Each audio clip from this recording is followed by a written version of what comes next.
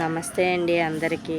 నా పేరు వరలక్ష్మి. నేను చదువుకునేది 10th వరకు చదువుకున్నానండి.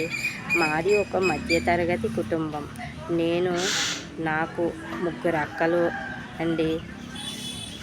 అందరికీ పెళ్ళిళ్ళు అయిపోయాయి. పిల్లలు ఇద్దరిద్దరు బాబులేనండి.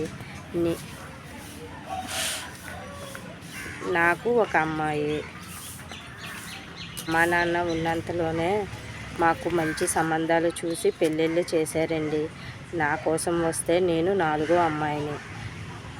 నాకు పల్లెటూరు అంటే ఇష్టమని అమ్మా నాన్న పల్లెటూరు సంబంధం పెళ్లి చేశారండి. నాకు పెళ్ళయి 13 సంవత్సరాలు. మా ఆయన గారు ఆటో వేస్తారు.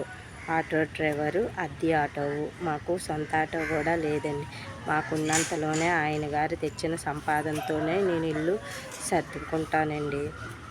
తెచ్చిన డబ్బు, ఆ డబ్బుతోటే ఇంటద్దె కట్టి ఇంటిలో కన్నీ సరిపెట్టుకొని ఇల్లుని చక్కదిద్దుకుంటానండి. నాకున్నంతలో నా ఇల్లుని నేను సర్ది పెట్టుకుంటాను.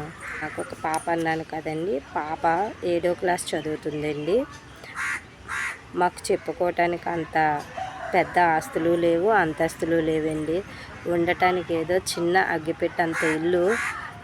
ఆ ఇల్లు అయినా మనకంటూ ఏమీ లేదని అమ్మ వాళ్ళు అద్దె కట్టుకొని బ్రతకడం చాలా ఇబ్బందిగా ఉంటుందని నాకు ఆ చిన్నిల్లు అమ్మ గిఫ్ట్ కింద ఇచ్చిందండి. అమ్మ అది ఇల్లు నాకు ఒక గిఫ్ట్. అంటే తను ఉన్నంత వరకు నేను ఉన్నంత వరకు కొంచెం ఏదో నువ్వు బాగా సెట్ అయిన రోజు అది తమ్ముడికి ఇచ్చేయమని చెప్పిందండి. నేనైతే ఇప్పుడు అమ్మ వాళ్ళ ఇంట్లోనే ఉంటున్నానండి. అమ్మ వాళ్ళ ఇంట్లో ఉంటూ అమ్మ జీవీఎంసీలో జాబ్ చేసేది.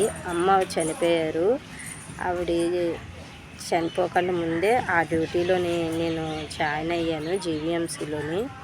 జీవీఎంసీ డ్యూటీ కూడా నేను చేస్తున్నానండి. అమ్మ ఆ డ్యూటీ నాకు ఇచ్చారు. అక్క వాళ్ళు చేయనంటే నాకు అమ్మ చేసుకోమని నాకు ఇచ్చారండి. నేను ఆ డ్యూటీకి వెళ్తూ నా ఇంటిని నేను ఎంతలాగా చక్కదిద్దుకుంటానన్నది మీకు చెప్పుకుంటానండి. నాకంటే మొక్కలు అంటే చాలా ఇష్టమండి. పచ్చదనం, పల్లెటూర్లు అంటే ఎంతో ఇష్టం. అంతే కాకపోతే అనుకోని పరిస్థితుల వల్ల సిటీలో ఉండవలసి వస్తుంది. ఎందుకంటే అక్కడ మనకి బ్రతుకు తెరువు ఏమీ లేదండి. మేము అనకాపల్లి దగ్గర ఉన్నాం కానీ ఆయన ఆటో వేసి తెచ్చిన డబ్బులతో ఇల్లు గడవాలంటే చాలా కష్టంగా ఉంటుంది. అద్దె ఆటో కదా, బేరాలు లేకపోతే ఇంట్లో గడవడం చాలా కష్టమండి. అందుకని అమ్మాలు ఇచ్చిన ఏదో చిన్న ఇల్లు అయినా సర్ది పెట్టుకుందామని నేను సిటీకి వచ్చేసానండి. సిటీలో అయితే అమ్మ వాళ్ళది చాలా చిన్న ఇల్లు.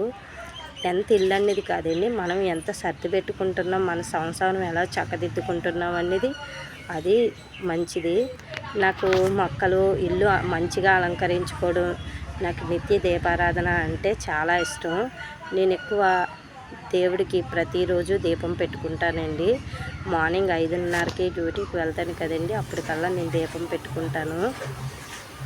ఈరోజు అయితే సండే కాబట్టి ఇంట్లో పని అంతా చేశాక నేను దీపారాధన అది చేసుకుంటాను. అమ్మ వాళ్ళు కూడా చనిపోయారండి. అమ్మ చనిపోయి 10 సంవత్సరాలు అవుతుంది.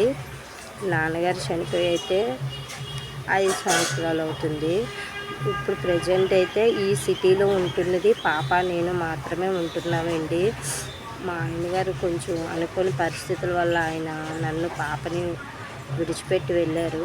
ఎందుకంటే నేను మీకు చెప్తున్నాను, మళ్ళీ తర్వాత నాకు ఏమన్నా అడుగుతున్నప్పటికీ ఏ కామెంట్స్లోనే అడగండి, నేను చెప్పుకుంటాను మీకు నా లైఫ్ ఏంటనేది.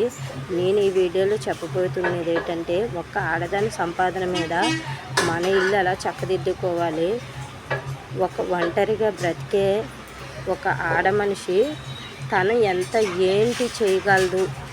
అంటే ఆడవాళ్ళకి ఒంటరిగా ఉండి కొంతమంది డిప్రెషన్లోకి అది వెళ్ళిపోతుంటారు కదండి.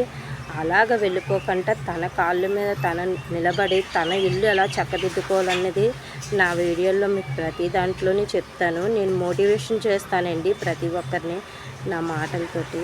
ఎందుకంటే మనం ఎంత ఏడిస్తే అంత అందరూ ఏడిపిస్తారు. మనం ఎదురు తిరిగిన రోజు మన ఫ్యామిలీ మనకు ఉంటుంది. మన ఫ్యామిలీ కోసమైనా, మన కడుపును పుట్టిన పిల్లల కోసమైనా మనం ఉండాలి. వాటి కోసం అంటూ మనం చేసే పని మన ఇల్లు ఎలా చక్కదిద్దుకొని నేను చేసుకునే పనిని ఎలా చేసుకుంటున్నాననేది మీకు నేను చూపిస్తానండి ప్రతిరోజు.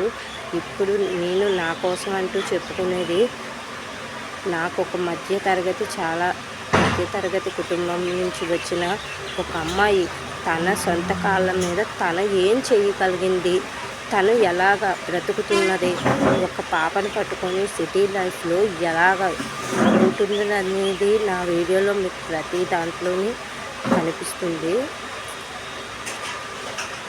నా కోసం నేను చెప్పుకునే కన్నా మీకు చూపిస్తాను. ఎందుకంటే నా వల్ల ఒక నలుగురు బాగుపడితే నాకు చాలా మంచిదండి. ఎందుకంటే నేను ఏదైనా మనం చెయ్యలేదు అని కన్నా మనం ఏంటి సాధించగలమనేది చూపించాలి.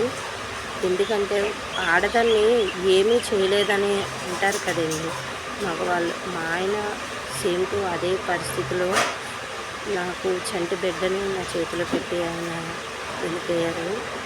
వెళ్ళిపోయారని నేనేం బాధపడలేదండి. నాకు పాప చిన్నప్పుడైతే చాలా ఇబ్బందులు పడ్డానండి. ఆ ఇబ్బందులు ఏమిటనేది మీకు ప్రతి వీడియోలోనే నేను చెప్పుకుంటాను. ప్రజెంట్ అయితే ఇప్పుడు పాపకి 11 సంవత్సరాలు. తను చూసుకుంటూ నేను ఇల్లుని నా డ్యూటీ ఎలా చేస్తుందనేది మీకు చెప్పుకుంటాను. నేనేమన్నా చెప్పింది మాట్లాడింది మీకు నచ్చితే నాకు కామెంట్ బాక్స్లో కామెంట్స్ పెట్టండి.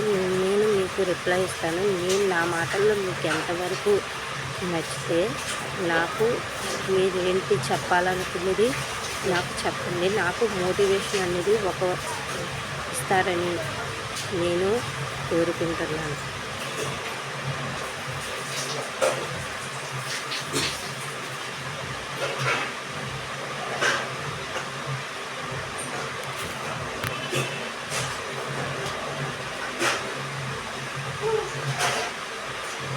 చేస్తావా